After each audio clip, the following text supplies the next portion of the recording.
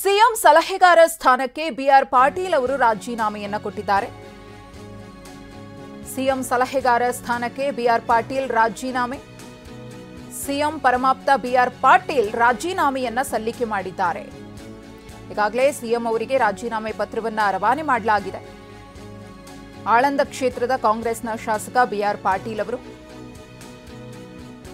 ಈ ಹಿಂದೆ ಬಹಿರಂಗವಾಗಿ ಸಿಡಿದೆದ್ದಿದ್ದ ಬಿಆರ್ ಪಾಟೀಲ್ ಮತ್ತೊಮ್ಮೆ ರಾಜೀನಾಮೆಯನ್ನ ನೀಡುವ ಮೂಲಕ ತಮ್ಮ ಅಸಮಾಧಾನವನ್ನ ತೋರ್ಪಡಿಸಿದ್ದಾರೆ. ಪ್ರಿಯಾಂಕ ಖರ್ಗೆ ಶರಣಪ್ರಕಾಶ್ ಪಾಟೀಲ್ ವಿರುದ್ಧ ಗರಂ ಆಗಿದ್ರು. ಇನ್ನು ಶಾಸಕ ಬಿಆರ್ ಪಾಟೀಲ್ ಅವರು ಸಚಿವ ಸ್ಥಾನದ ಆಕಾಂಕ್ಷಿಯಾಗಿದ್ದಾರೆ. ಸಚಿವ ಸ್ಥಾನಕ್ಕೆ ಅಡ್ಡಗಾಲು ಆಗಿದ್ದಕ್ಕೆ ಬಿಆರ್ ಪಾಟೀಲ್ ಇದೀಗ ಬೇಸರಗೊಂಡಿದ್ದಾರೆ. ಸಚಿವ ಪ್ರಿಯಾಂಕ ಕೃಷ್ಣ ಭೈರೇಗೌಡ ವಿರುದ್ಧವೂ ಕೂಡ ಅವರಿಗೆ ಅಸಮಾಧಾನ ಇದೆ.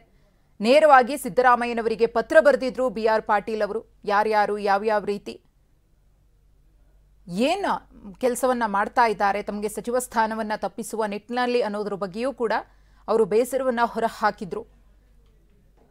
ಸಿಎಂ ಸಿದ್ದರಾಮಯ್ಯನವರಿಗೆ ಖುದ್ದು ಪತ್ರವನ್ನ ಬಿಆರ್ ಪಾಟೀಲ್ ಅವರು ಬರೆದಿದ್ರು.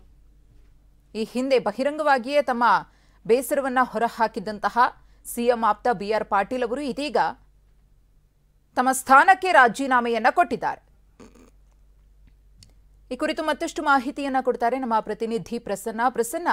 ಈಗಾಗಲೇ ಸಿಎಂಗೆ ರಾಜೀನಾಮೆ ಪತ್ರವನ್ನ ರವಾನಿಸಿದ್ದಾರೆ ಬಿಆರ್ ಪಾಟೀಲ್ ಅವರು. ರಾಜೀನಾಮೆ ಪತ್ರದಲ್ಲಿ ಏನೆಲ್ಲ ಉಲ್ಲೇಖ ಆಗಿದೆ, ಇದೀಗ ಏನವರು ರಾಜೀನಾಮೆಯನ್ನ ಕೊಟ್ಟಿದ್ದಾರೋ ಇದು ಈ ಹಿಂದೆ ಅವರು ಬೇಸರಗೊಂಡಿದ್ರಲ್ಲ, ಅದರ ಮುಂದುವರೆದ ಭಾಗನ ಹೇಗೆ? ಮೊದಲು ಈಗ ಮುಖ್ಯಮಂತ್ರಿ ಸಲಹೆಗಾರ ಹುದ್ದೆಯಲ್ಲಿ ಇದ್ದಂತಹ ಬಿಆರ್ ಪಾಟೀಲ್ ಅವರು ರಾಜೀನಾಮೆ ಪತ್ರವನ್ನ ಮುಖ್ಯಮಂತ್ರಿಗಳಿಗೆ ರವಾನಿಸಿದ್ದಾರೆ. ಆದ್ರೆ ಅದರಲ್ಲಿ ಕಾರಣ ಏನು ಅನ್ನೋದನ್ನ ಮಾತ್ರ ಇದುವರೆಗೆ ಬಹಿರಂಗಪಡಿಸ್ತಾ ಇಲ್ಲ ಮತ್ತು ಸ್ಪಷ್ಟವಾಗಿಯೂ ಕೂಡ ಅದನ್ನ ತಿಳಿಸ್ತಾ ಇಲ್ಲ. ಒಂದು, ಈ ಹಿಂದೆ 2023 ಬಿಆರ್ ಪಾಟೀಲ್ ಅವರು ಸಚಿವರ ಕಾರ್ಯವೈಖರಿ ಬಗ್ಗೆ ಸಾಕಷ್ಟು ಅಸಮಾಧಾನವನ್ನು ವ್ಯಕ್ತಪಡಿಸಿದ್ರು.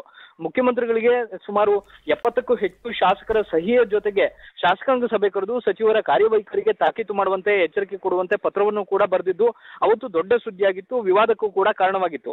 ಆ ಬಳಿಕವೂ ಕೂಡ 2-3 ಬಾರಿ ಬಿಆರ್ ಪಾಟೀಲ್ ಅವರು ಸಚಿವರ ಕಾರ್ಯವೈಖರಿಯ ಬಗ್ಗೆ ಮತ್ತು ಅನುದಾನ ಹಂಚಿಕೆ ವಿಚಾರಕ್ಕೆ ಸಂಬಂಧಪಟ್ಟ ಹಾಗೆ ಸಾಕಷ್ಟು ಬೇಸರವನ್ನು ಹೊಂದಿದ್ರು ಮತ್ತು ಅದನ್ನ ಬಹಿರಂಗವಾಗಿಯೂ ಕೂಡ ಹೊರಹಾಕಿದ್ದಾರೆ.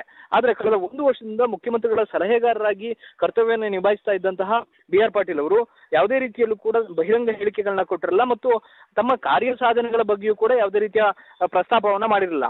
ಇದೀಗ ಏಕಾಏಕಿ ಬಿಆರ್ ಪಾಟೀಲ್ ಅವರು ರಾಜೀನಾಮೆ ಕೊಟ್ಟಿರುವಂತದ್ದು ಮತ್ತು ಸರ್ಕಾರ ಕೊಟ್ಟಿರುವಂತಹ ಎಲ್ಲ ಸೌಲಭ್ಯಗಳನ್ನು ಕೂಡ ಹಿಂದಿರುಗಿಸಿರುವಂತದ್ದು ಸಾಕಷ್ಟು ಅನುಮಾನಗಳನ್ನ ಮೂಡಿಸ್ತಾ ಇದೆ. ಒಂದು, ಅವರ ಕ್ಷೇತ್ರಕ್ಕೆ ಸಂಬಂಧಪಟ್ಟ ಹಾಗೆ ಅನುದಾನದ ನಿರೀಕ್ಷೆಯಲ್ಲಿ ಬಿಆರ್ ಪಾಟೀಲ್ ಅವರಿದ್ರು. ಆಳಂದ ಕ್ಷೇತ್ರಕ್ಕೆ ಹೆಚ್ಚಿನ ಅನುದಾನ ಬೇಕು ಮತ್ತು ವಿಶೇಷ ಪ್ಯಾಕೇಜ್ ಅನ್ನು ಮುಖ್ಯಮಂತ್ರಿಗಳು.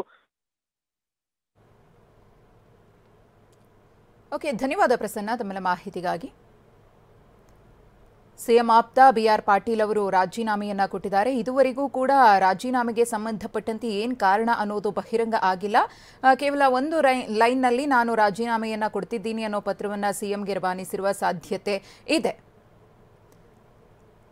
ಪ್ರಸನ್ನ ಮಾಹಿತಿಯನ್ನ ಕೊಡ್ತಾ ಇದ್ರು, ಮುಂದುವರಿಸಿ ಪ್ರಸನ್ನ.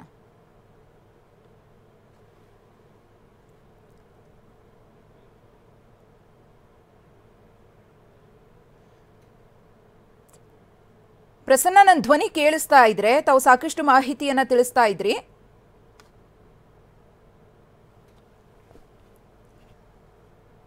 ಸಂಪರ್ಕ ಸಾಧ್ಯ ಆಗ್ತಿಲ್ಲ.